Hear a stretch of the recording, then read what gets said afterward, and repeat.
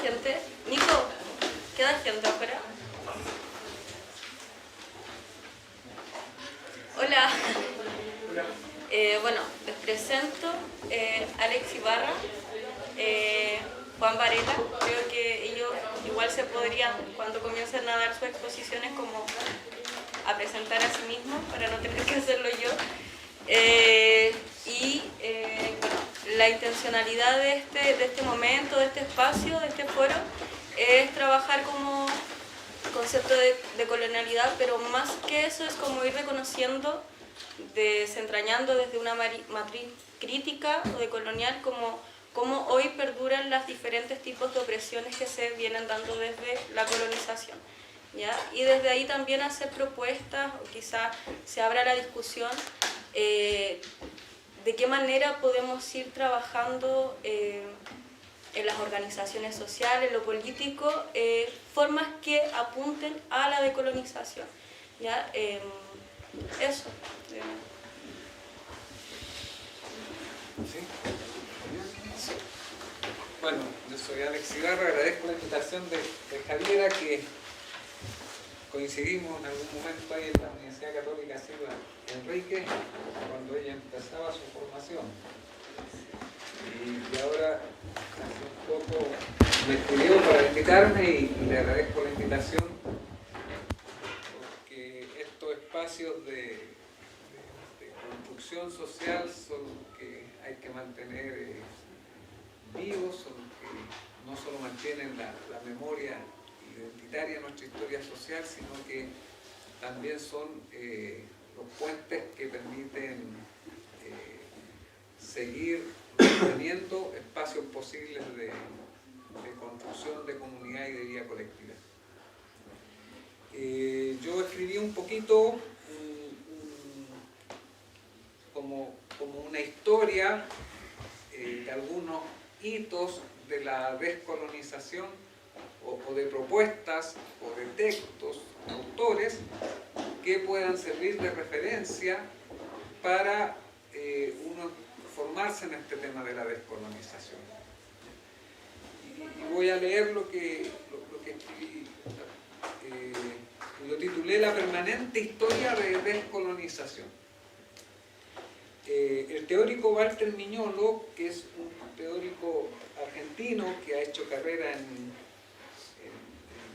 la academia norteamericana principalmente, hace poco escribió, no tampoco, en el 2005, un libro que se llama La idea de América Latina, la herida colonial y la opción decolonial. Y cito a Miñolo porque es uno de los que se ha transformado como en bestseller en estos temas.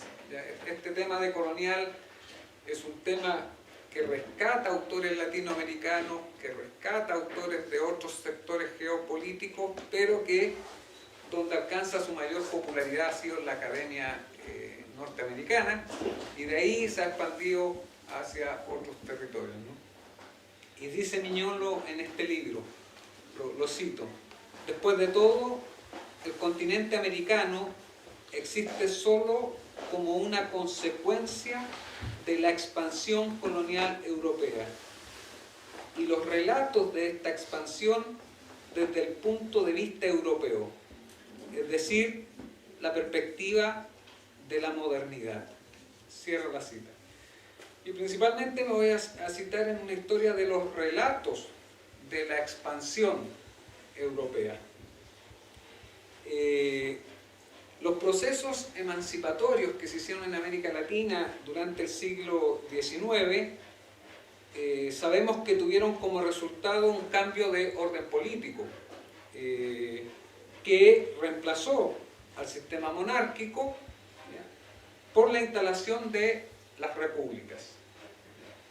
Sin embargo, el sistema social, o sea, cambió el sistema político, pero el sistema social siguió siendo excluyente, dada la reducida participación de sujetos sociales en el sistema político. Hubo una escasa participación de sujetos sociales en el sistema político. Se excluyó a la clase popular, por cierto, principalmente por no ser letrada, bajo el criterio de la tenencia de la propiedad y, por cierto, a las mujeres y los jóvenes, ¿ya? Reiterando las ideas políticas expuestas por Aristóteles. Dichas ideas serán continuadas por el tomismo, que sigue instalado en nuestras universidades hasta nuestros días. Una de las filosofías más reiteradas es la filosofía tomista. Así se construyó la valoración cultural con predominio de ideas occidentales, entre comillas, porque tampoco son ideas propias de los occidentales,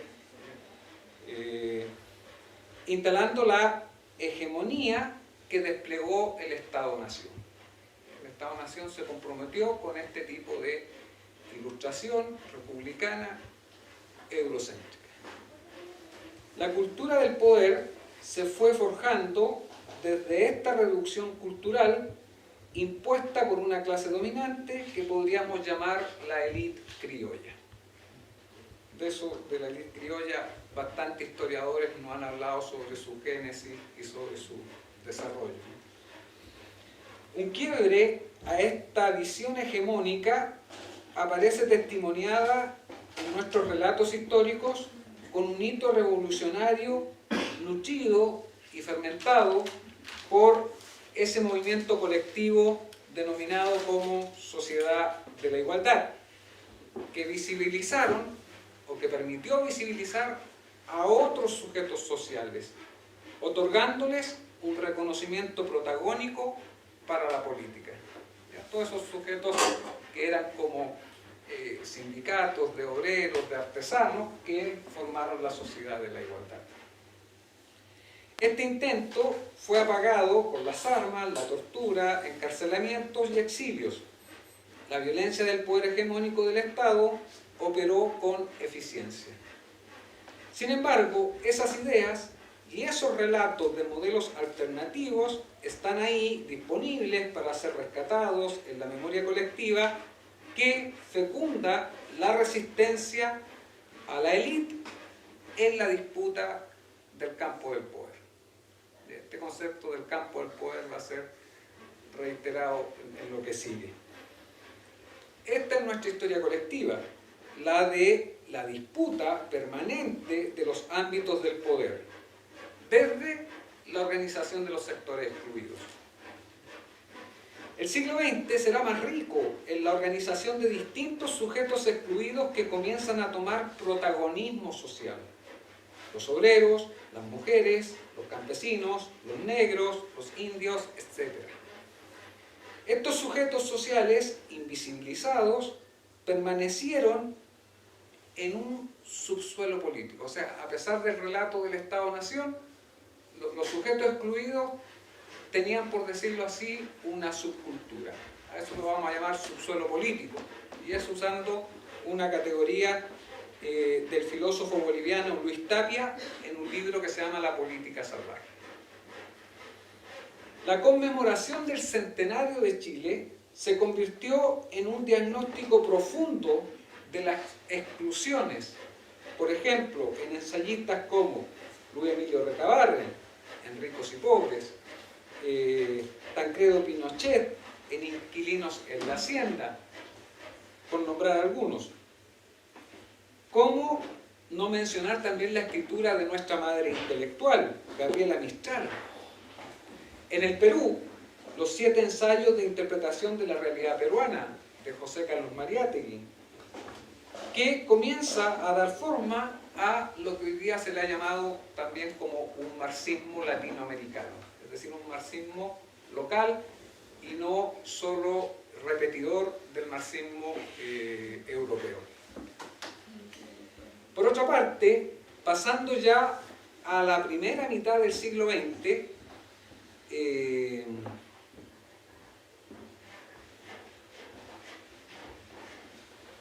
no me entiendo qué escribe aquí. Bueno, pero me refiero al proceso de liberación de los negros, ¿ya? Con aportes textuales fundamentales de un libro clásico que se llama Los Condenados de la Tierra y que es de un autor que se llama Frantz Fanon, un caribeño de Martinica, de una isla muy pequeña del Caribe, ¿no? Importante este texto de Fanon para comprender la legitimidad del uso de la violencia por parte de las víctimas. Fanon fue muy importante en la década del 60, 70, ya hoy día como que se viene rescatando nuevamente la figura de Frantz Fanon. Yo cito aquí a Los Condenados de la Tierra, pero también tiene otro libro que fue muy difundido que se llama Piel Negra, Máscaras Blancas.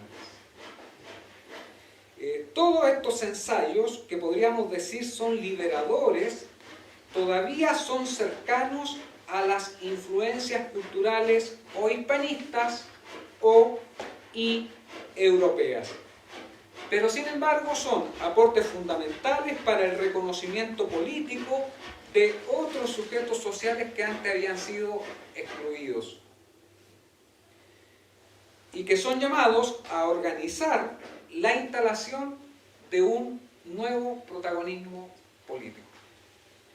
Tal vez un autor menos conocido, pero diría yo más original, vendría a ser el boliviano Fausto Reinaga, que iniciando la década del 70 logra publicar un texto representativo del primer momento de su pensamiento. Este texto se llama La Revolución India, ha sido muy importante en el proceso boliviano, ¿no? Y también los compañeros del Gualmapu han utilizado esta literatura ahora, los que han estado más cercanos al proceso de resistencia en Bolivia. Texto que será el punto de partida para iniciar una radicalización, en el caso de Reinaga, de sus propias ideas, hasta llegar a lo que él llamó la formulación de un pensamiento amáutico.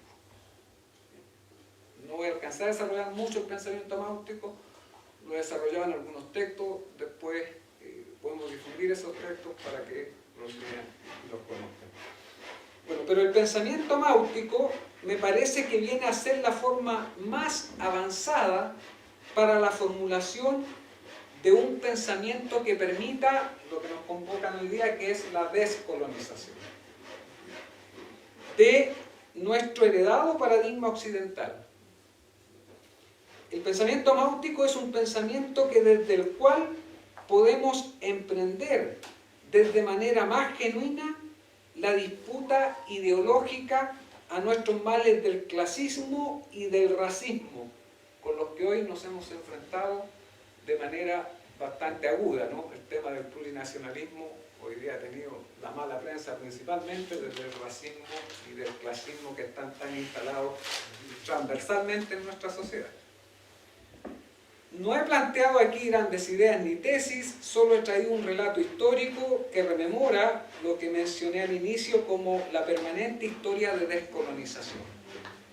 Como dice el mito del Pachacuti, después de 500 años, los hombres convertidos en piedra despertarán, cuestión que es posible cuando tomemos conciencia, y utilizando una frase de Fausto Reinaga, somos tierra que piensa. Nuestra tarea por la descolonización no puede desaprovechar ninguna instancia posible en la disputa en el ámbito del poder. Pero esto solo es posible en proyectos que arrancan desde una concientización, en primer lugar íntima o propia, pero que debe alcanzar un despertar colectivo. Esa es mi presentación. Muchas gracias. Bueno, ahora le doy paso al profesor Juan Lorena y se presenta. Después vamos a hacer una ronda de preguntas. Buenas tardes. Buenas tardes. Bien, espero que estén bien. Agradezco la invitación. La verdad que debo ser bien honesto, el tema de la colonialidad, por tanto la descolonialidad, no lo he leído mucho, por lo tanto no lo he trabajado, pero me voy a permitir partir de lo siguiente. A partir de algunas cosas que leí en torno a eso, me preguntaba cuáles son los signos de colonialidad que todavía tenemos en nuestras sociedades. Una sociedad heredera de, yo diría no tanto heredera, como parte de esta modernidad capitalista inaugurada ya hace un par de siglos. Y entonces uno se pregunta cuáles son esos signos de eso que ocurrió, de lo que señalaba el profesor. ¿Cuáles son los signos que tenemos hoy día? Me voy a permitir desarrollar tres que corresponden, uno de ellos a partir de las preguntas que me hice, y los otros dos tienen que ver con aquello que nosotros, digo nosotros porque yo formo parte de un equipo de investigación y de formación popular que hemos venido trabajando durante ya bastante rato, y que se refiere, el primero se refiere a el primer signo se refiere al tema de los mitos que tenemos nosotros y que se han instalado en nuestra sociedad. El segundo, y eso es algo que nosotros, como les digo, hemos estado trabajando con nuestro equipo, se refiere a dos temas que van muy enlazados y me pareció atingente poder ponerlos como signos también de este tema de la colonialidad. Uno de ellos se refiere al tema de la cosificación o la objetivación de la vida, pero para decirlo en términos más claros, el tema de la alienación y el fetichismo de la mercancía, es decir, este proceso de cosificación de nuestra vida. Y el otro se refiere a un tema, yo diría un poco más pedestre, pero no menos importante, que se refiere al tema de la memoria. Y cuando hablo del tema de la memoria me estoy refiriendo a las memorias, porque no hay solamente una memoria, hay distintos tipos de memoria. Y, consecuentemente, al lado de él, de ese concepto, transita el tema del olvido. Nosotros no podemos hablar de la memoria sin tener presente el tema del olvido. Para no hacerla muy larga, yo diría que el tema de los mitos tiene que ver con cuando las sociedades y los individuos carecen de ciertas explicaciones racionales a lo que les está ocurriendo, y el tema de su devenir histórico como pueblos y como individuos, se construyen ciertos mitos, que son historias mediante las cuales nosotros nos sentimos calentitos y construimos ciertas casas, ciertos lugares en donde nosotros nos cobijamos y decir sí, ese mito que es una historia contada desde otro lugar, generalmente desde el poder, nos permite darles algunas explicaciones que van más allá, que no tienen que ver con lo que realmente nos ocurre, sino que se instalan en otro espacio. En ese sentido también pudiéramos decir que ese mito encierra algo de alienación. Yo diría que dentro del tema de los mitos hay una infinidad de otros mitos también, al menos nosotros transitamos en nuestra vida social, transita hoy día en lo concreto por 4 mitos. Uno, el tema del mito de la nación, que hace que nosotros todos nos sintamos unidos a algo. Necesitamos algo que nos cohesione. Y desde el poder entonces se trabaja ese mito de la nación. Somos todos nacionales. Y eso tiene que ver incluso también con el tema de nuestras identidades. ¿Ya? Cuando nosotros hablamos de nuestras identidades, pareciera ser que a priori nosotros definimos ciertas características que nos definen como tales. Somos esto otro. Es más, a veces se vulgariza tanto que uno lo ve en las cuestiones cotidianas. Se dice que nosotros somos solidarios, aguerridos, que somos fuertes, que somos valientes, ergo entonces tenemos que participar en la Teletón, porque eso es lo que corresponde a nosotros como chilenos y somos parte de esta nación. ¿Ya? Entonces, ese tema de los mitos tiene implicancias en la práctica, es decir, todo lo que nosotros construimos o lo que nos construyen de otro lado tiene implicancias en la práctica. De alguna u otra manera se verifica eso. O sea, no está tan solo en el plano de nuestras subjetividades, sino que también tiene que ver con nuestro devenir y con nuestra vida cotidiana, es decir, con nuestro tema cultural, entendiendo la cultura como el quehacer que tenemos todos y en todo. ¿Ya? Ese es el primer mito. Un segundo mito es, yo diría, se lo tengo que decir, yo vengo de una generación que que cuesta mucho decirlo, pero yo a veces me considero con algunos amigos y yo les digo que vengo desde la generación de los traidores. Soy parte de la generación de los traidores. ¿A qué me refiero? Aquellos que no fuimos capaces de llevar adelante ese proceso en el cual nosotros nos involucramos. Por esas cosas de la vida, a lo mejor no tiene nada que ver, pero lo menciono, yo fui preso político en este país y vengo de esa generación. Y hay un mito que nosotros siempre rondó en nosotros, y es el mito de la sociedad o el mito de lo mesiánico, en términos de que para nosotros había una clase social, y hay una clase social que es aquella que nos dice esto es, de aquí somos, y tenemos que actuar entonces desde esa perspectiva. Entonces, sin sacarle mayor punta al lápiz, entonces nosotros decimos que el segundo mito tiene que ver con la idea de la supremacía de la sociedad comunista. No es que no crea en el comunismo, por favor.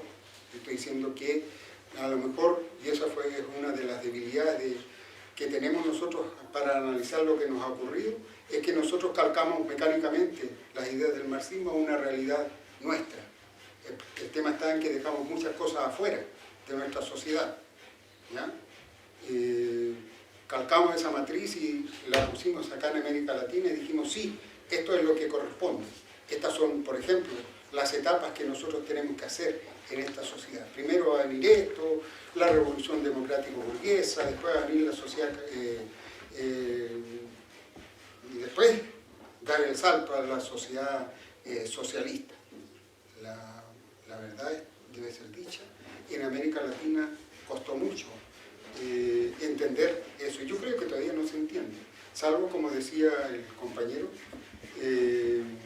los esfuerzos que hizo Mariátegui, que después se vieron plasmados en lo que planteó el Che Guevara, ¿ya? Que no era necesario la necesidad de las etapas en América Latina, era necesario transitar asaltos, y la Revolución Cubana vino a hacer eso y el pensamiento de Mariátegui vino a hacer eso.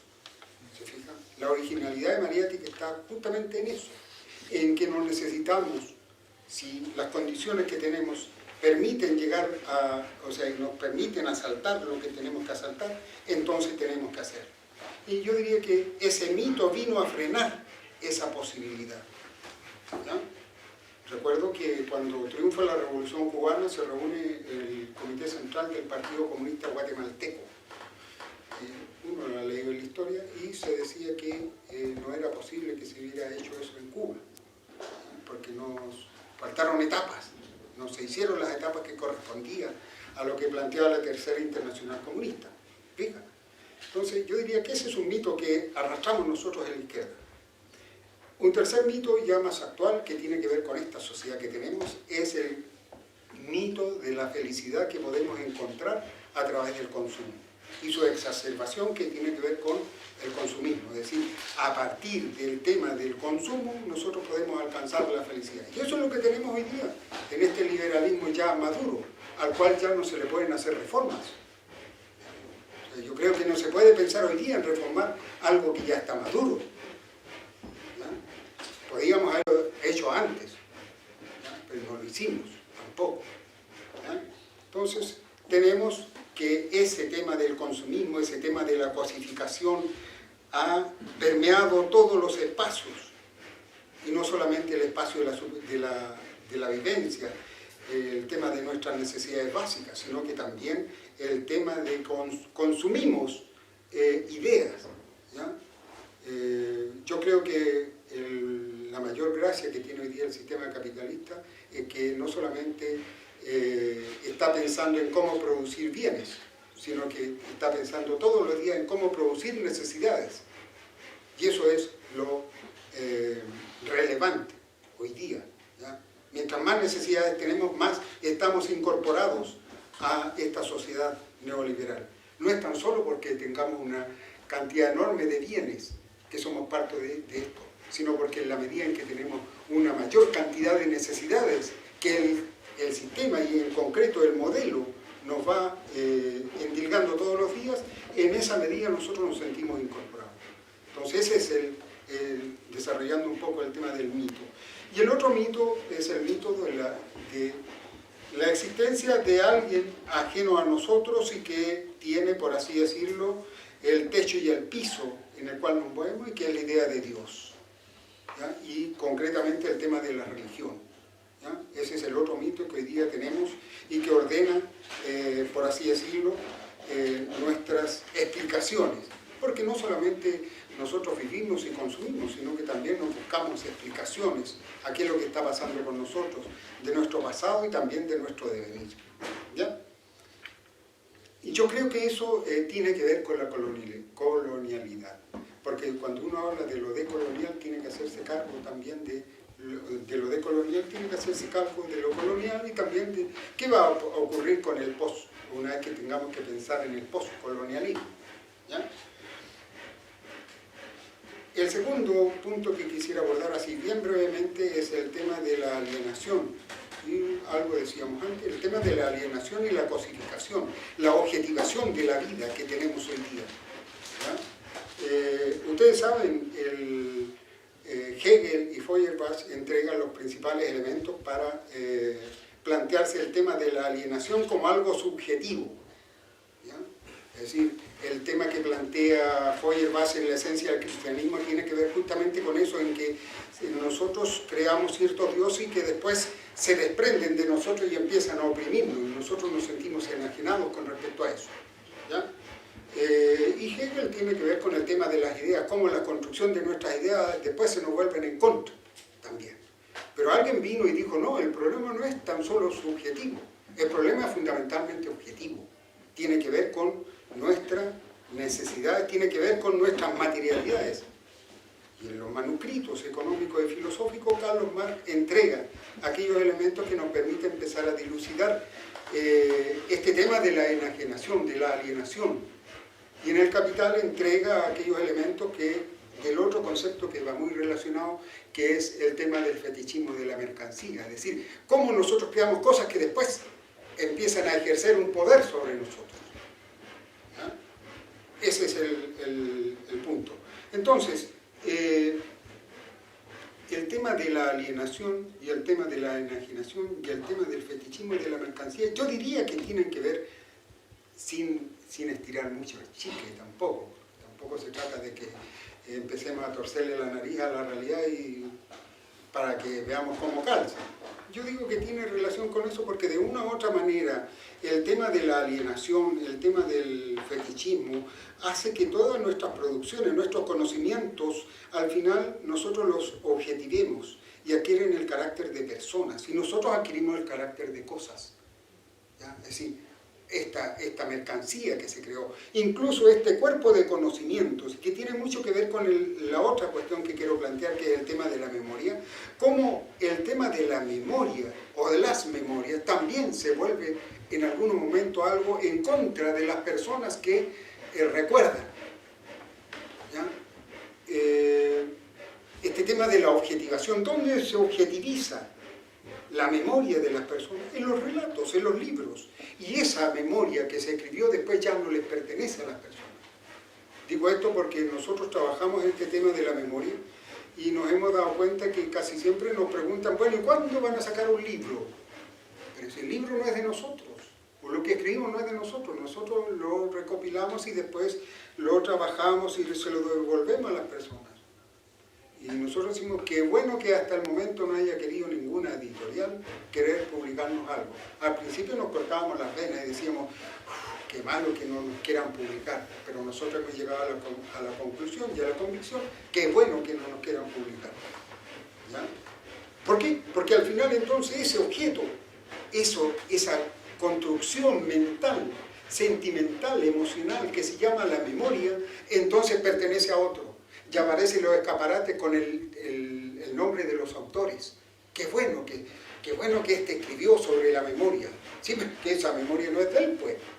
Esa memoria no le pertenece. Y después, ¿cómo se devuelve eso? ¿Cuándo la van a devolver a las personas que en verdad lo tienen? Cuando las personas puedan comprar el libro. ¿Se fija? Entonces todo se vuelve una cosificación, una personificación de los objetos. ¿Ya? Y por lo tanto una cosificación de las personas. ¿ya? Y la memoria tiene que ver con eso, las memorias, porque no hay una sola memoria. La gracia que tiene el tema de la memoria es que siempre es algo que está en disputa, algo que tiene que disputarse. Y el olvido también es un objeto de disputa. ¿Por qué? Porque hay algunos en el poder que le interesa qué es lo que los pueblos recuerden y qué es lo que los pueblos tienen que olvidar. Y eso, creo yo, tiene que ver con esa forma de colonialismo que tenemos, ¿ya? Hay un poder. Los saberes de las personas no interesan. Interesan en la medida en que yo los pueda objetivar, en que las grandes corporaciones literarias, editoriales, objetivizan eso, entonces se sigue reproduciendo eso.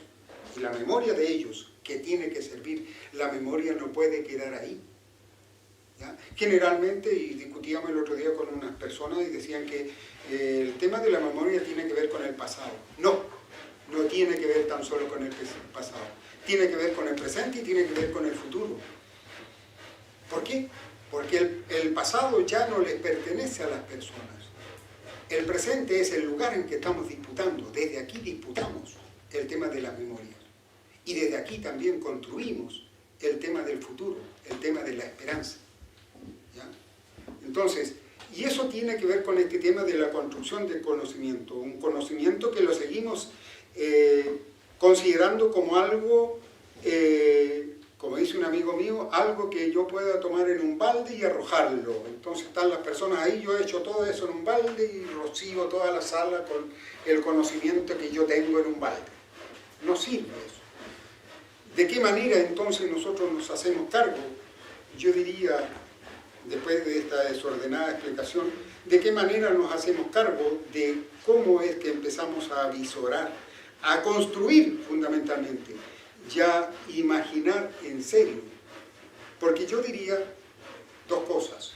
Necesitamos, necesariamente, valga la redundancia, necesitamos hoy día la imaginación. Para imaginarnos ¿qué? Imaginarnos cómo sería una sociedad sin el capitalismo. Tenemos que imaginarla, porque si no, ¿de qué estamos hablando? Y esa imaginación de una sociedad sin el capitalismo nos lleva a la otra parte de la imaginación. Imaginarnos cómo es que vamos a terminar y a acabar con el capitalismo, porque se trata de eso, ¿ya? Es decir, se trata de todos estos esfuerzos que hoy día nosotros hacemos, se trata, como decía un autor también latinoamericano, se trata de plantear que el tema del cambio, o derechamente el tema de la revolución, no es un momento mágico, es un proceso largo que nosotros tenemos que hacer. Y ya estamos en ese proceso, ¿ya? Y para eso necesitamos hacernos cargo de dos problemas, o dos situaciones, no problemas. Uno que es epistemológico, o que tiene que ver con la teoría del conocimiento, para no ponerlo tan enredado, ¿ya? Porque a veces cuando hablamos del epistemológico, como que no, tiene que ver con el tema de cómo construimos conocimiento, porque una acción sin teoría no deja de ser algo histórico, o sea, ahistórico. Y al revés, cuando hay solamente teoría y no hay conocimiento, eso se transforma en algo burocrático.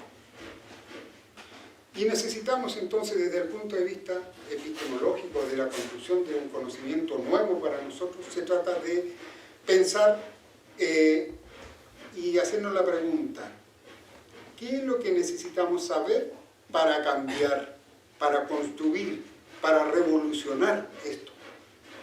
¿Qué es lo que necesitamos saber? Y la segunda cosa que tenemos que hacer es si eso que nosotros sabemos en verdad lo queremos. Porque una de nuestras debilidades que tuvimos, yo diría que tiene que ver con también otra forma de colonización, y yo diría en este caso de parte de la izquierda y sobre todo de esas corrientes europeas que llegaron a América Latina, ¿ya? Se trata de que nosotros también, y la izquierda, y ustedes lo han visto, miremos hoy día qué es lo que ocurre en el mapa, ¿ya? Se sigue apostando a lo siguiente, al hecho de que no fuimos capaces de reivindicar para nosotros lo que queríamos para otros. Aquello que queríamos para otros, también lo queríamos para nosotros, pero se da cuando uno mira, cuando uno escucha y ve a los políticos de hoy, pareciera ser que eso nunca fue carne para ellos.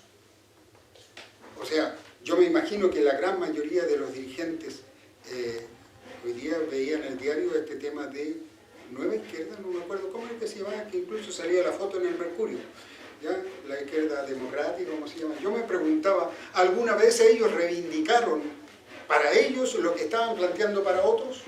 Pareciera ser que no. ¿Ya? Lo reivindicamos para nosotros. Nosotros queríamos el socialismo, queríamos una patria distinta, queríamos democracia, en verdad. No cualquier democracia, sino que la democracia que éramos capaces de construir. ¿Ya? Pero eso no lo reivindicamos para nosotros, eran otros. Y eso es una forma de colonización, pues. ¿Ya? Este tema del mito del Salvador, el Salvador que viene de otro lado, que viene... qué bueno lo que piensa esta persona o que dice este dirigente o es dirigente de izquierda que años atrás estaba en esta parada, qué bueno lo que dice él porque me interpreta. ¿No es una forma de colonización eso? Qué bueno que va a hablar este, o qué bueno que este apuntó con el dedo. Ya saben a quién me estoy refiriendo. Qué bueno que este apuntó con el dedo, ¿cierto? Entonces, yo comparto con él entonces y estoy totalmente de acuerdo con él. ¿Se fijan? Entonces esperamos eso. Y eso es una forma de colonización y una forma de alienación de nuestras esperanzas, de nuestras posibilidades que tenemos de caminar. ¿Ya? Y en ese tránsito creo nos vamos encontrando con estos temas de la decolonialidad, la colonialidad, la poscolonialidad, que como les dije yo al inicio, no lo he abordado mucho. No estoy por eso desmereciendo, al contrario. Creo que algo hay que buscar desde ahí. Por último, a mí me llama la atención, y es como una suerte, me lo preguntaba yo, así en voz alta nomás, que se ha hablado mucho de este tema de la epistemología del sur, es decir, el conocimiento del sur. Yo diría que en eso yo quiero, yo personalmente, tener mucho cuidado con eso, porque siento que a veces cuando no hemos tenido la capacidad de verificar ciertos conceptos en la realidad, porque los conceptos que nosotros construimos tienen un lugar de verificación, que es la realidad, no hay otra. Podemos hablar de democracia, hacer un gran discurso sobre la democracia, pero si eso no se verifica en la realidad, entonces nuestro concepto no sirve absolutamente para nada, salvo que queramos agradar al poder. ¿Ya? Entonces, a mí me llama la atención, con eso quería terminar, este tema del sur. Creo que hay que darle una vuelta de tuerca, porque sobre esa base, como decía el Che Guevara, sobre esa base, entonces nosotros dejamos de lado otro concepto, que no lo trabajamos suficientemente, que es el concepto que se inauguró allá por el año 1952, en el diario El Observateur de París, con un periodista que se llamó Alfred Sauvé, que se llama el concepto del tercer mundo. Y él decía, cuando se planteó el tema del concepto del tercer mundo, que había un primer mundo que correspondía a una aristocracia, era parte de la aristocracia a nivel general, y el segundo mundo era parte de una iglesia, de un Vaticano, que nosotros sabemos que se llama Moscú, ¿cierto? Esa era la iglesia que teníamos, ¿ya? Y entonces en contraposición, no en contraposición, sino que había que hacerse cargo. Entonces, ¿qué pasaba con el otro mundo? Entonces se planteó el tema del tercer mundo, que lo plantea el Che Guevara en su mensaje a los pueblos del mundo en la tricontinental, si no me equivoco, ¿ya? Y él decía que, o sea, y lo que uno puede deducir que, claro, el concepto de sur es importante, es un concepto geopolítico, pero en el sur también está Australia, está Nueva Zelanda, y en el norte está Cuba, y hay otros países también en el norte. Entonces no podemos dejar de ser cuidadosos con eso. Lo dejo solamente instalado porque es algo que a mí me preocupa. Me preocupa y creo que debiéramos en algún momento también contribuir, no para darnos el lujo de hacer algunas digregaciones conceptuales, ¿no? Al contrario, sino para explicarnos de mejor forma qué es lo que, cómo es que tenemos que hoy día enfrentar esta situación. Muchas gracias. Bueno, Mi nombre es Javiera, soy parte de la Clínica Social Manuel Rodríguez.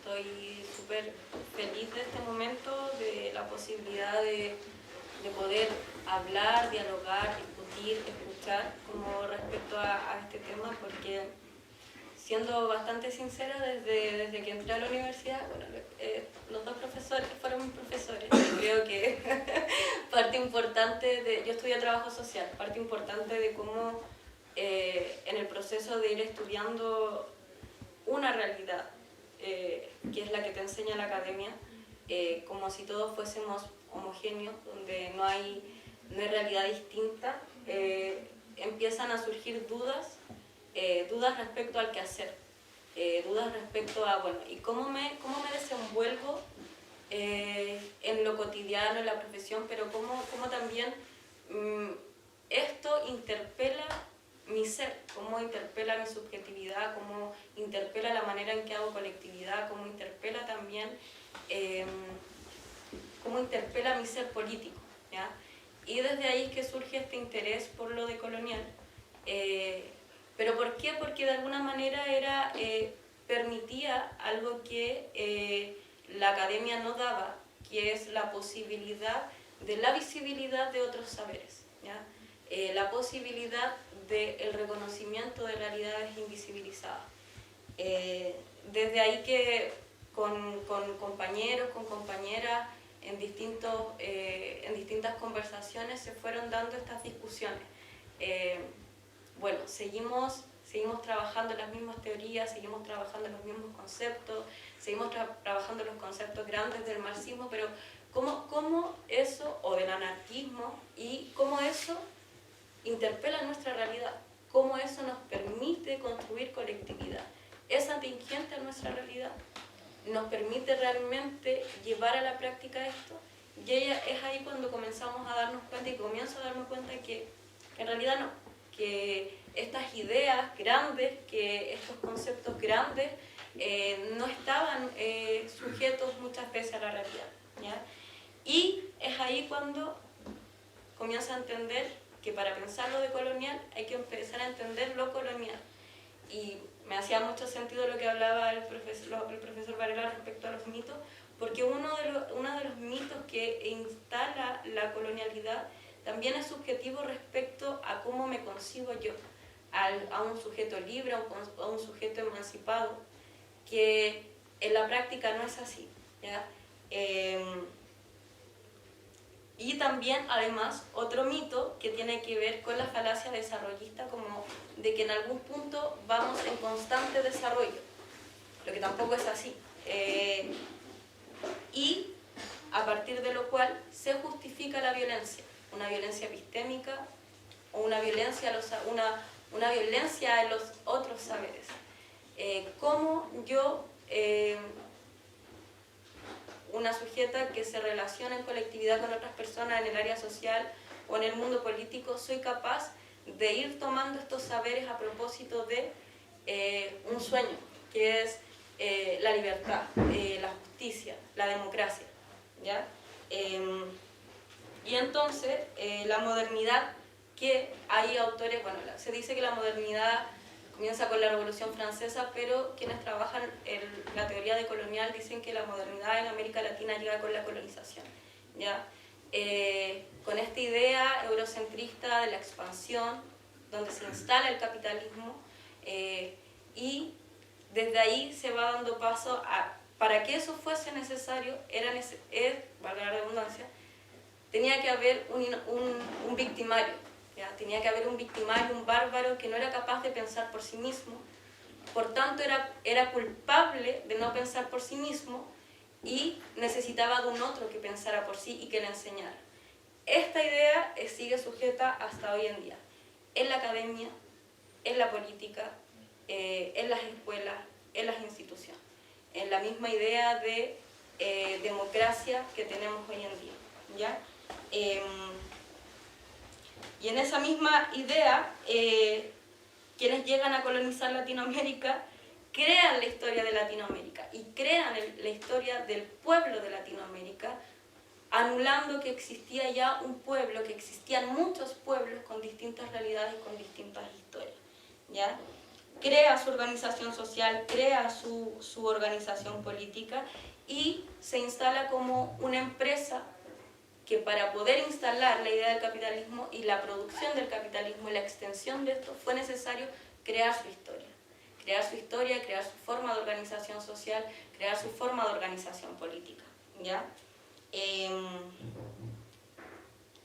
Entonces, la modernidad de Latinoamérica instauró la concepción de inexistencia de quienes habitaban los territorios de este continente.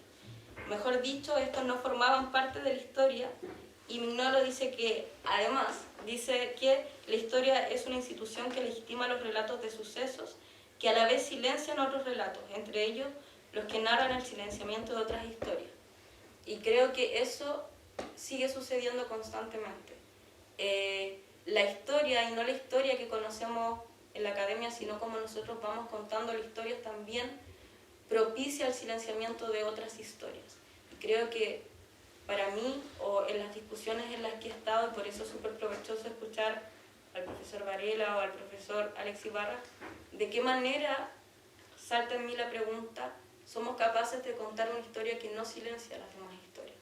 Que, como dirían los zapatistas por ahí, un mundo donde quepan muchos mundos, en donde podamos relatar otras historias, en donde podamos relatar estas otras experiencias. Creo que el marxismo también ha jugado ahí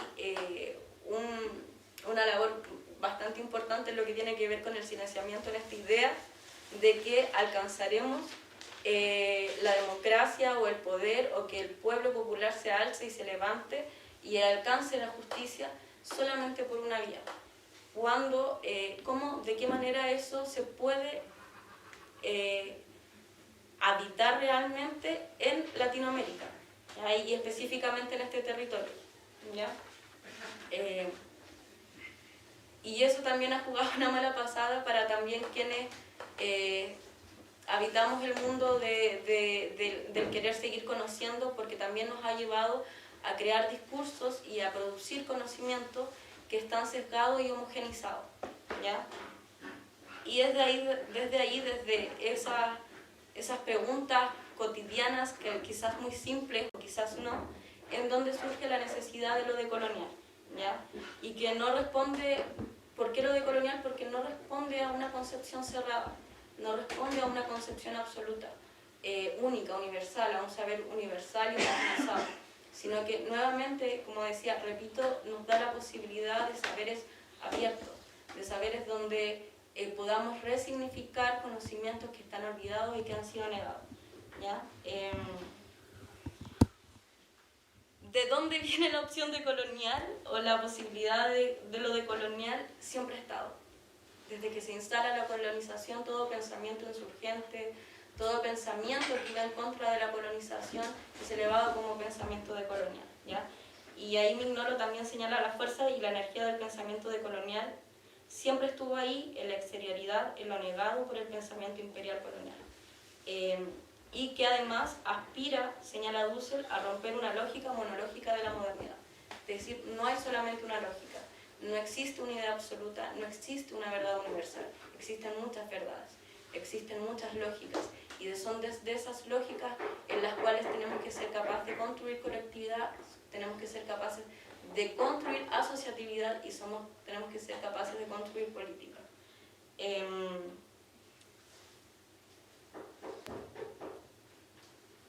El profesor Varela hablaba de algo que a mí me llamó mucho la atención, que tiene que ver con las epistemologías del sur y que tiene que ver también con el tener cuidado como con lo geográfico, que a veces, o sea, ahí nuevamente caemos en estas lógicas de ir anulando y sacando ciertos territorios, pero sin duda una de las propuestas que hace la epistemología del sur, o la epistemología decolonial, que a mí me llama bastante la atención, y que esto lo aborda Buenaventura de Sousa Santos, es que las epistemologías del sur nos invitan a una pluriversalidad de saberes.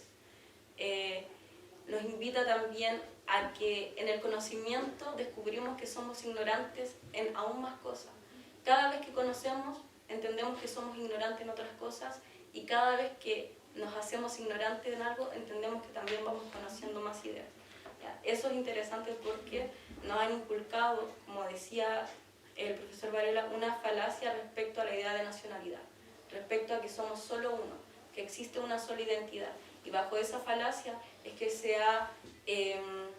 nos hemos convencido o se ha justificado el genocidio y el epistemicidio, es decir, la anulación de otros saberes. Y creo que retomar los saberes, abrirnos paso a otra realidad, salirnos de los espacios de burbuja en donde solamente discutimos ciertos temas y abrirnos paso a los estudiantes, a las poblaciones, a otras formas de hacer política, es también una forma de ajusticiamiento, a la cual no hay que cerrarnos.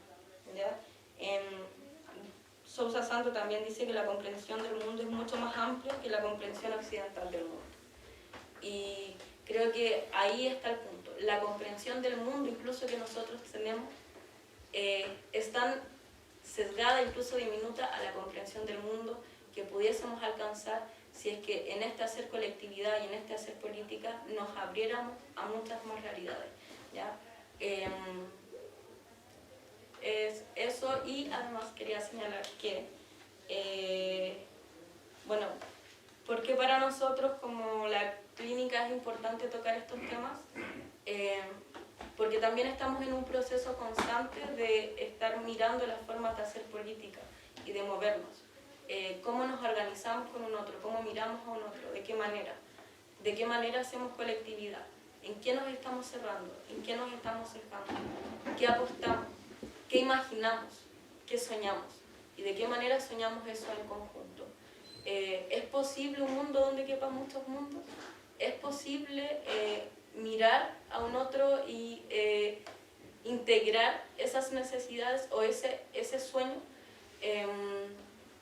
Y en eso estamos constantemente. Desde ahí que han surgido muchas ideas de cómo ir trabajando, de muchos temas de discusión, y por eso también que se levanta este foro, para finalmente invitarnos a nosotros mismos a mirar nuestras subjetividades y a mirar cómo también nos estamos moviendo.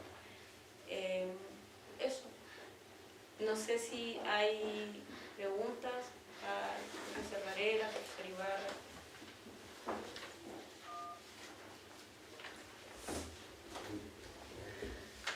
Hagan preguntas, ¿no? Los tengo todos a la vez. Todos a la vez. Sigan pelearse para mí.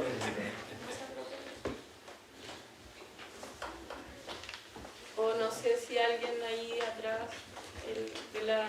Compañero, quiero preguntar acá. No, yo quería decir algo simplemente de acuerdo a lo que hablaron los maestros y ustedes con respecto a esto de la colonización.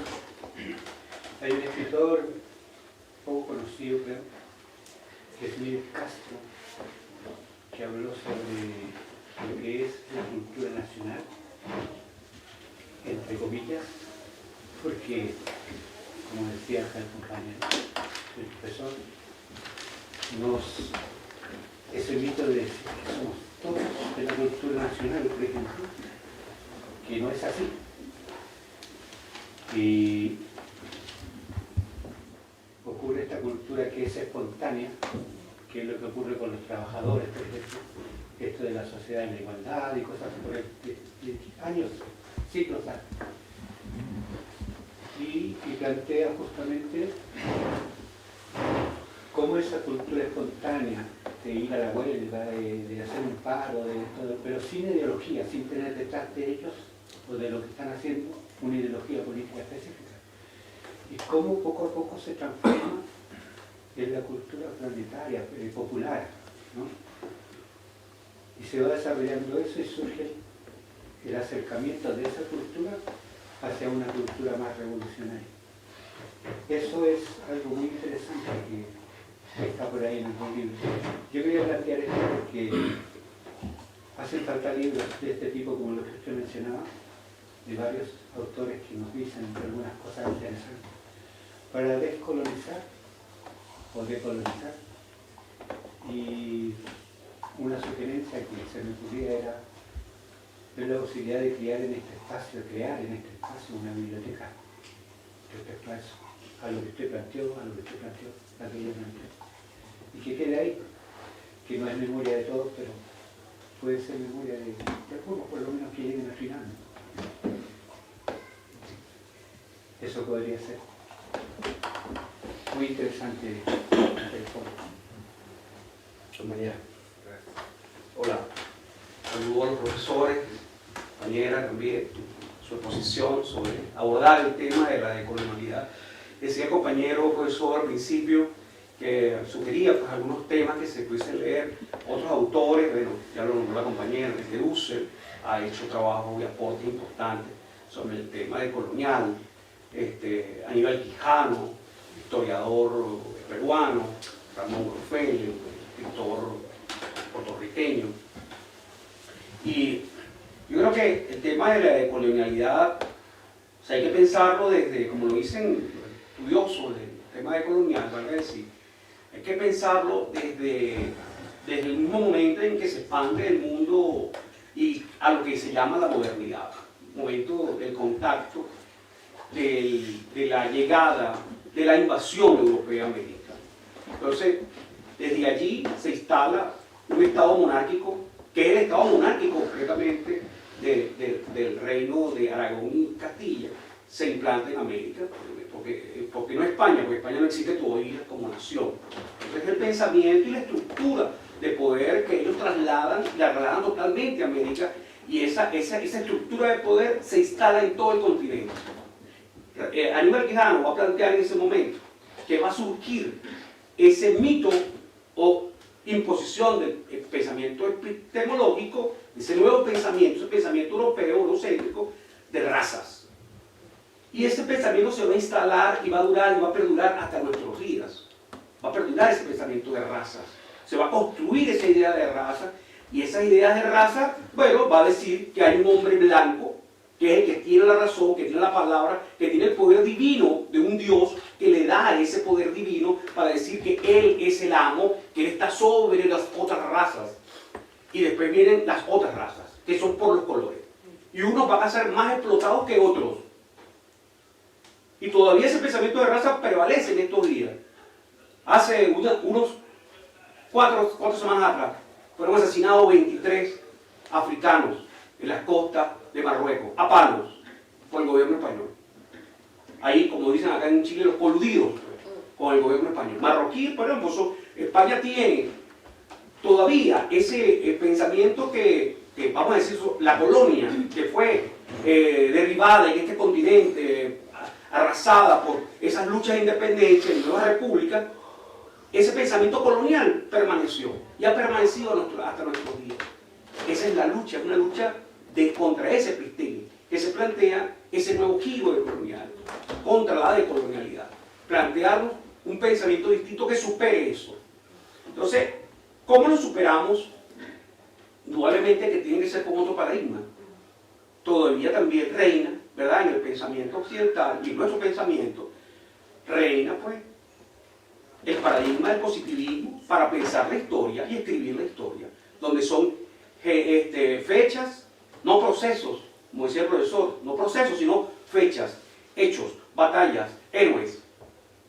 Y ahí está, y todos esos elementos se toman para construir la idea de nación, que es una idea también construida en Europa y trasladada hasta nuestro continente, ¿verdad?, para también continuar, darle continuidad al sometimiento cultural. Entonces, en función de eso, hay que pensar otro paradigma historiográfico. Hay otros paradigmas que han surgido y que tratan de hacer una lectura distinta. A principios del siglo XX, la Escuela de los Annales, la Escuela Francesa, Marc Bloch, Lucien Febvre, fueron los propiciadores de otro pensamiento histórico que va a hablar ya no del positivismo, ya no de los héroes, ya no de las fechas, va a hablar de procesos.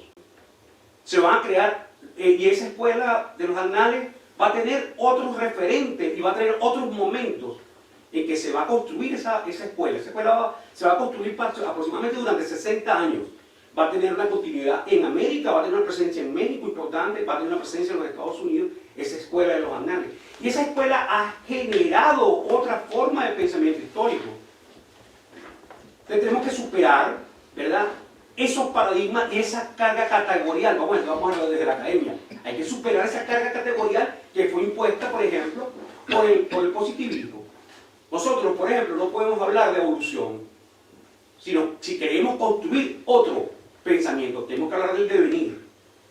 Porque se mueve la historia va, avanza, no, como decía el profesor, no es solamente estudiar la memoria del pasado y el actual momento y el momento futuro. En ese movimiento permanente está la historia. Es un construir, tenemos que ir a la búsqueda de un pensamiento, de una construcción, de un nuevo pensamiento, de un nuevo paradigma. También comparto, sin caer en el dogmatismo, de que todo lo que hemos recibido de Europa vamos a desecharlo, porque entonces como estamos en contra del pensamiento eurocéntrico, porque Europa arrasó con el planeta, o como diría un amigo mío con el cual compartí hace tiempo, un amigo mío músico académico, dice, ¿qué es la orquesta sinfónica? Dice, la orquesta sinfónica, dice él se hace la pregunta y se responde, dice, la orquesta sinfónica es el resumen del saqueo cultural hecho por Europa al planeta entero. Todo lo que le robó, y lo transformó, por supuesto, y lo convirtió en todos sus instrumentos. Pues, ninguno de esos instrumentos le pertenece, ninguno. Los instrumentos de arco, instrumentos árabes, instrumentos chinos, la percusión, instrumentos africanos, los idiófonos, instrumentos también africanos y americanos. Todo eso es Europa. Pero hay una conferencia interesantísima hecha por Dussel sobre la historia universal. Es una conferencia magistral, que creo que la hace en Quito, esa conferencia. Está en internet, la podemos ver. Ahí habla y trabaja el tema del centro y periferia. Trabaja ahí. ¿Qué era Europa a la llegada de los españoles, a la expansión de los españoles hacia América, de los ingleses hacia Asia y África, portugueses? ¿Qué era Europa? Era nada. A esa conclusión llega Dussel. Toda la cultura, de dónde llegó, de dónde se alimentó toda esa cultura que hoy nos brindan como la historia universal hecha por los europeos, puede ser mundo eurocéntrico. Entonces, bueno, se está construyendo otras formas de pensamiento en nuestro continente, eso es importante, se están dando desde otras miradas. Yo podría hablar desde la mirada de la historia, como le he compartido con el profesor en otra oportunidad, desde la mirada de la historia. En nuestro país, Venezuela, se viene construyendo un paradigma historiográfico interesante, se viene creando una escuela interesante, a la cual se le ha llamado Historia de la Insurrección, Historia Insurgente se llama, esta nueva escuela.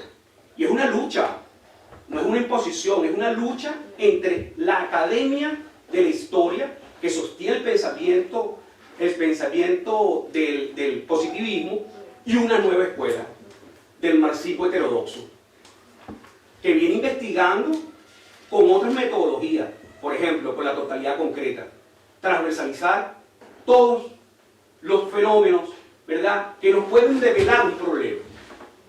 Tenemos un problema. ¿Cuál es el problema? El problema es comprender, un ejemplo, comprender la situación política que atraviesa Venezuela en este momento. Bueno, tenemos que transversalizar muchos elementos, desde lo económico, desde lo político, desde lo cultural, para poder develar. Y lo importante es eso, develar. Tenemos que ir hacia esa develación, ¿ves? Escudriñar y buscar para poder dar respuesta. Esto no sé si nos hace felices, pero sí nos hace llevar al encuentro con otros y poder dar esa respuesta. Ya eso.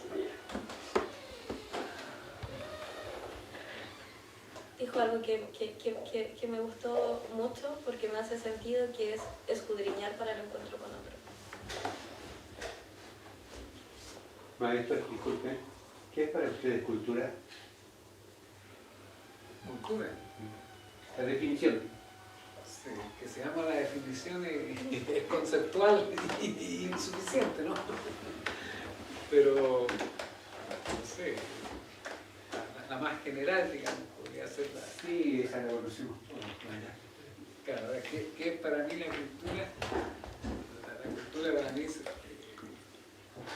el lo político, el campo de lo político, el campo de la historia. 3 palabras, sí. 3 palabras.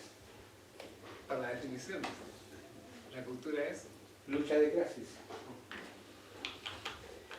Y en vista de eso es como uno se prepara, digamos, cuando aprende eso, de que ya no es solamente la cultura nacional, como lo decía en un momento, sino que está ese espontaneismo de las personas que trabajan, que quieren algo diferente, algo nuevo, y de repente les llega a la mano el capital.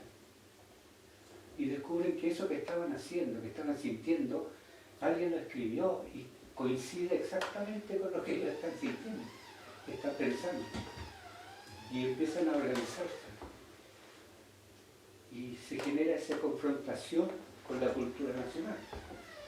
Y para ser más claro, por ejemplo, ¿qué expresiones culturales tiene la cultura nacional? Los Guasos Pincheros, ¿eh? La Precisa Maldonado, el Luis Jara, etcétera, todo ese tipo de cosas babosas, por decir un término así, que nos quieren inculcar a través de la televisión, de cómo debemos ser, lo que decía acá también el maestro, esos mitos que te meten y no, que es mejor eso de consumir este pantalón, no sé, con una marca así, Adidas o qué sé yo, zapatillas, etc. Pero es como se contrapone con lo que nosotros sentimos. Mucha gente nuestra, digamos, nuestra me refiero a gente trabajadora, profesores que enseñan lo que ustedes enseñan, etc. Y que es justamente nuestra expresión cultural, Víctor Jara, Violeta Parra, porque dice lo que nosotros sentimos. Y esa es la confrontación que va a haber toda la vida. Y entendiendo esa base de lo que significa la cultura, que es lucha de clases, uno como que empieza a despertar. Esto me ocurrió a mí cuando yo tenía 18 años. Porque apareció Allende y ahí uno como que empezó a abrir los ojos, un caballero así que todo lo que hablaba, todo lo que decía, diferente. Es ahí donde uno empieza a madurar y a ver por dónde empieza a calzar en este mundo. Es por lo menos lo que yo he sentido a mí. Interesante. Eso. por eso yo creo que las posiciones consideran que es una disputa por el campo con el campo. Exacto. Ahora me tengo que retirar. No, está prohibido. Solamente decir 3 cosas. Yo creo que la primera, el compañero planteaba este tema de la necesidad de un nuevo paradigma. A mí me parece que es necesario un nuevo paradigma, pero eso nos lleva a otra cosa, que es necesaria una revolución. Sin revolución no hay nuevo paradigma. Exactamente. O sea, porque usted señala el tema de lo que está ocurriendo en Venezuela, eso es producto de la revolución. Obviamente. Sí, o sea, no se da en el aire el tema del paradigma. Por mucho que Kuhn haya dicho otras cosas y además el título que le pone a su libro, la estructura de las revoluciones científicas. O sea, no puede haber revolución científica si no hay revolución social. Es la primera cosa. La segunda, yo creo que necesitamos, en lo que planteaba la compañera y el compañero también, este tema del nuevo conocimiento, porque tenemos un conocimiento que está alienado, cosificado de parte de nuestras academias, y nosotros de una u otra manera nos obliga muchas veces. El tema está cuando nos ponemos díscolos, ahí quedan otras embarradas, pero necesitamos que el conocimiento fluya, y eso implica necesariamente reconocer que cuando la universidad se hace del conocimiento como ellas, monopolizadoras de ellos, no solamente monopolizan el conocimiento, monopolizan también las alternativas. ¿Ya?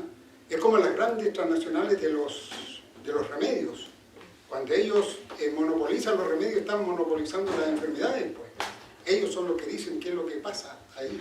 Entonces, a mí me parece que el tema del conocimiento va íntimamente ligado al tema de las alternativas. Y no hablo de una alternativa, porque nosotros muchas veces, allá por los años 70, 80, 60, 70, hablamos de la alternativa. Yo creo que hoy día tenemos que hablar de las alternativas, porque no se trata tan solo de una. Porque lo que tenemos entre medio no es tan solo una crisis. Tenemos varias crisis metidas aquí, entre medio, en nuestra sociedad. El estallido de octubre del 19 vino a dejar en evidencia no solamente aquellas que se le sacaron, que el poder aprovechó de darle su cauce, sino que había otras cuestiones que rompieron, otras crisis que se manifestaron. Y sobre todo se manifestó el tema de la crisis y el sentido de la vida de nosotros. Ahí me están avisando que me tengo que ir. Entonces, eso yo creo que es necesario... me echaron con el teléfono. Entonces, yo creo que eso, el tema del conocimiento va íntimamente ligado, creo yo, al tema de las alternativas. Es decir, necesitamos un conocimiento para ir construyendo un proyecto, ¿ya? Que a lo mejor está, pero necesitamos dibujarlo, necesitamos dibujarlo nosotros. Le digo que yo voy.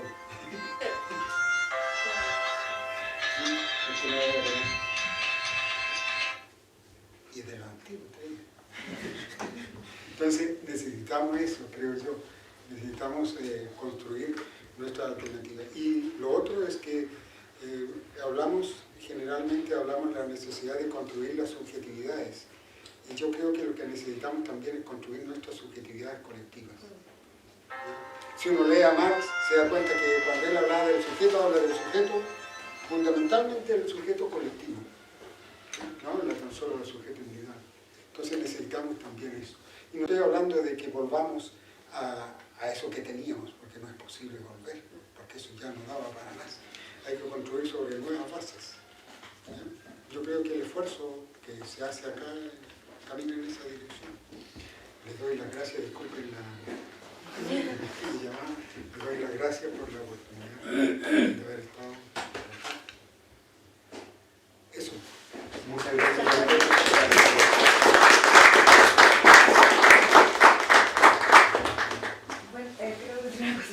Agradeciendo, por supuesto, la instancia, los temas que estamos poniendo en conversación que son tan relevantes, sobre todo, como comentamos,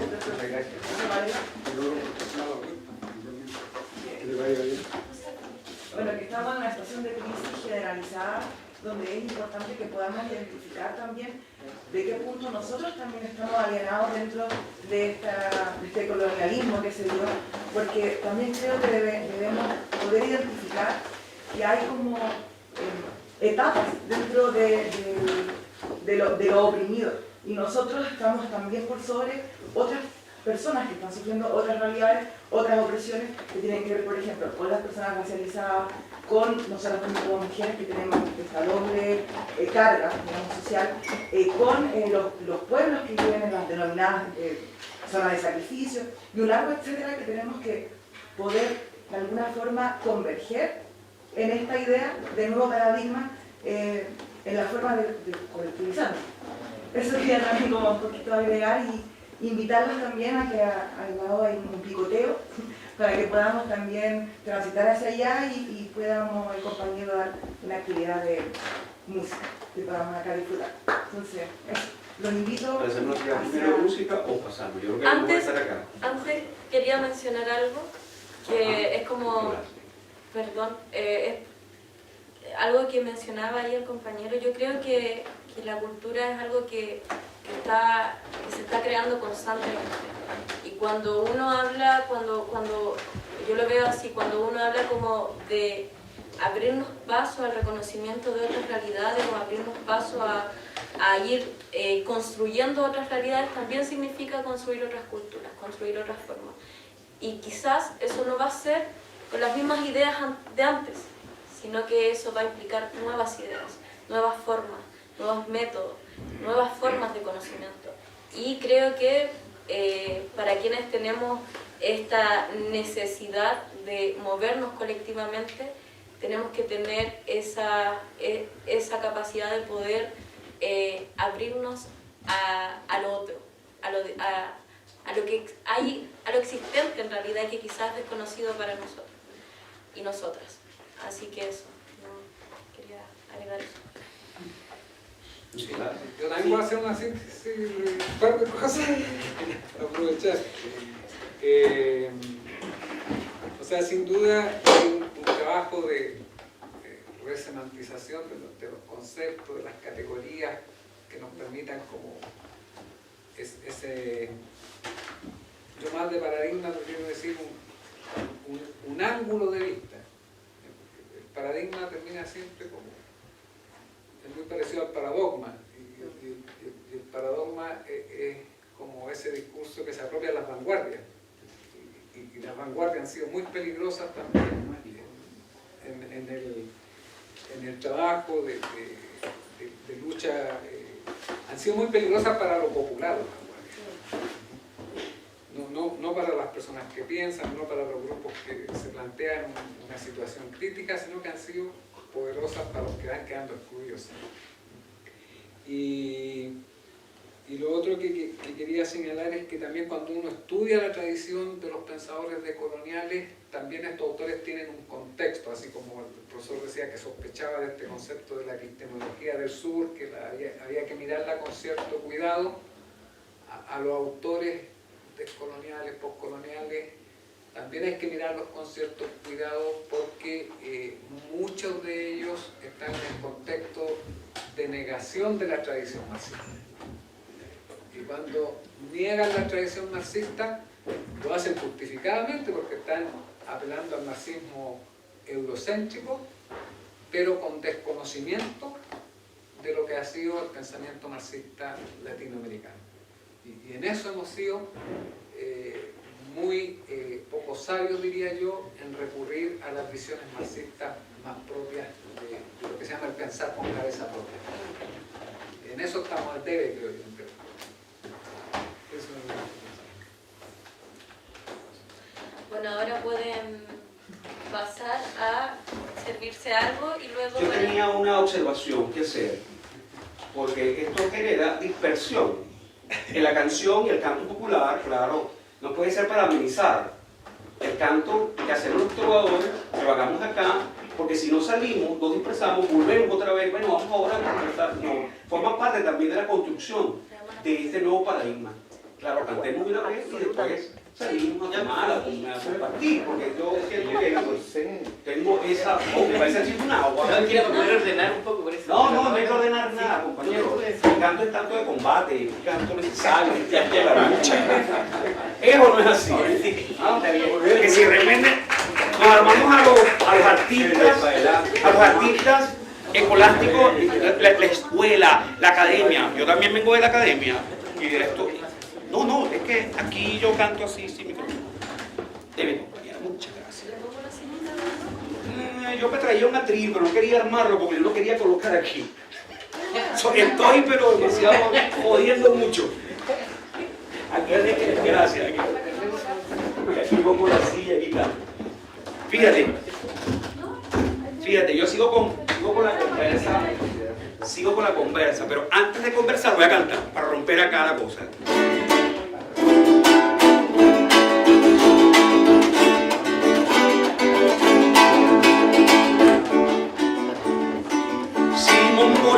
Simón, caraqueño americano, que el suelo venezolano le dio la fuerza a tu voz. Simón Bolívar, Simón, nació en tu Venezuela y por todo el tiempo vuela como candela tu voz, como candela que va levantando un rumbo cierto en este pueblo cubierto de muertos por vida.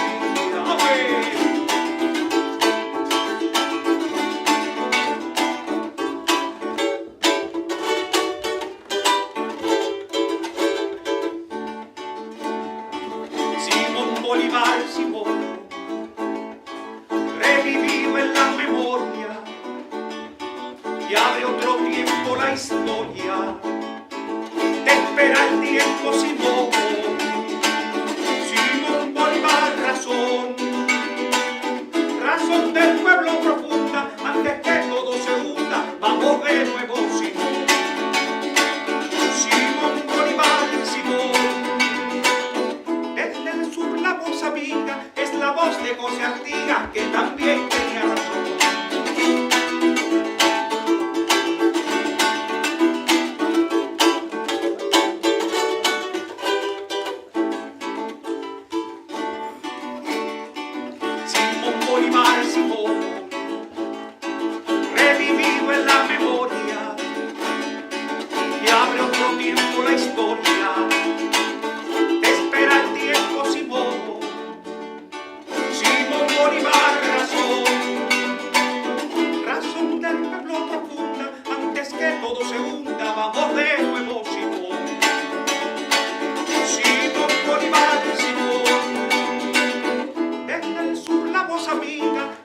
voz de José Artigas, que también tenía razón.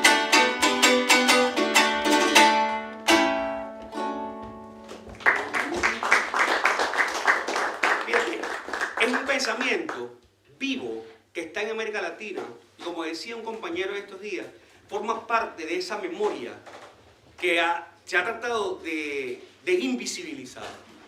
Simón Bolívar, hoy por hoy, suena, se escucha su pensamiento y hay oligarquías que tiemblan. Y pensar que Bolívar es un hombre que viene de la oligarquía criolla territorial venezolana. Y fue, no él, que el 19 de abril con el grito de independencia estuvo presente ahí, pero no estaba presente, pero sí en el acta de independencia. ¿Y quiénes firmaron el acta de independencia?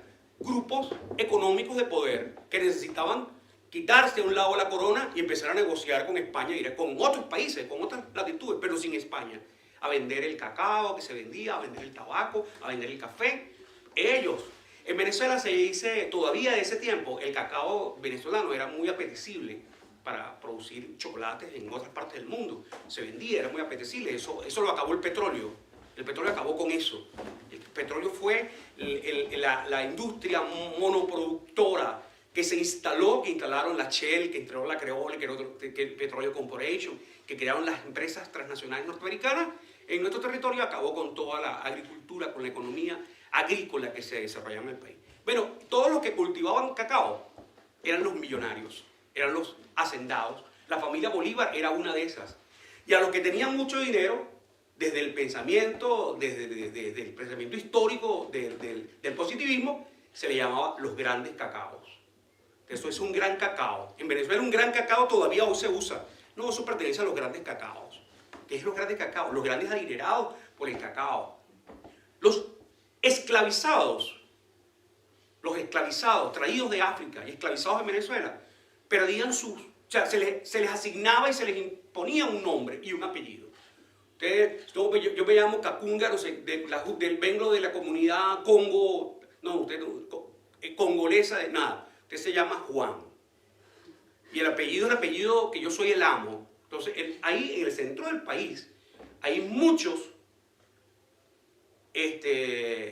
originarios de herencia africana que son de apellido Bolívar. Muchos. Tú lo ves en la zona central, Bolívar, familia Bolívar, todos son negros. Pero eso, porque eran esclavizados de esa gran familia Bolívar.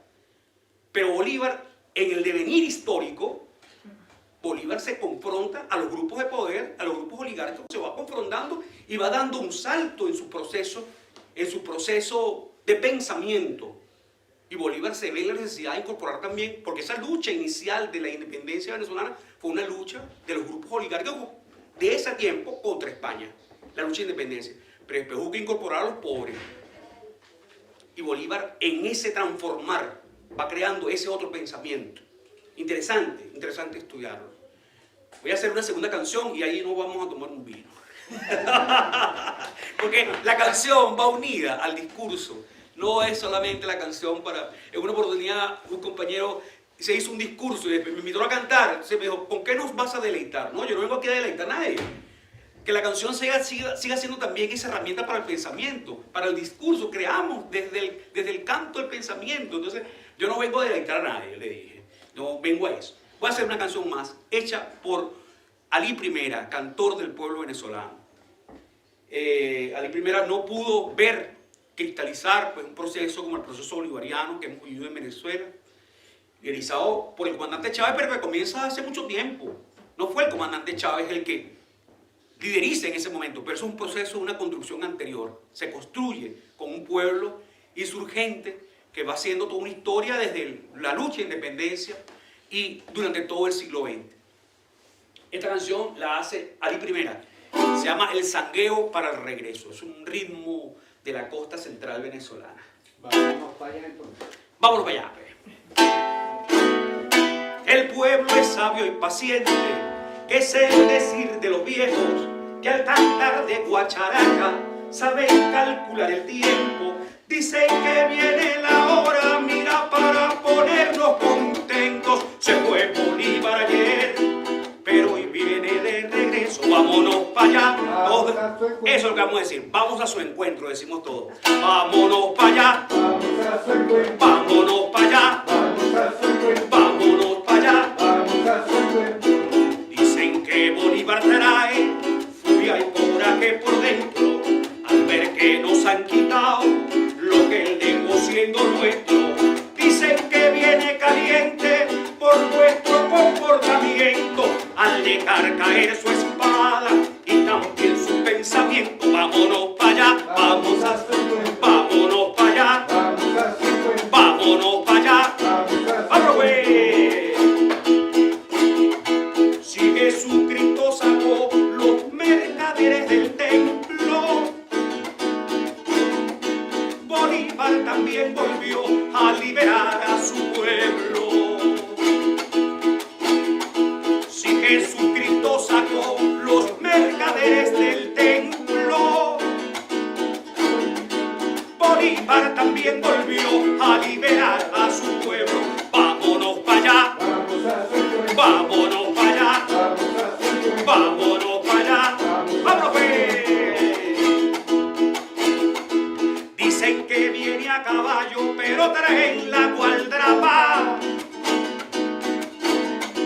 un arsenal de cariños para sembrar en la patria. La patria es una mujer y él regresó para amarla, contra los que se desvelan tan solo por disfrutarla, y en vez de darle caricias lo que hacen es manosearla. Vámonos para allá, vamos a su encuentro, vámonos para allá, vamos a su encuentro, con Bolívar para allá. vamos a su encuentro. Vamos, vamos a hacer con el pueblo para allá, vamos a hacer con el pueblo para allá, vamos a su encuentro. Muchas gracias a todas y todos. Y disculpen que me puse así. Vámonos para allá, carajo.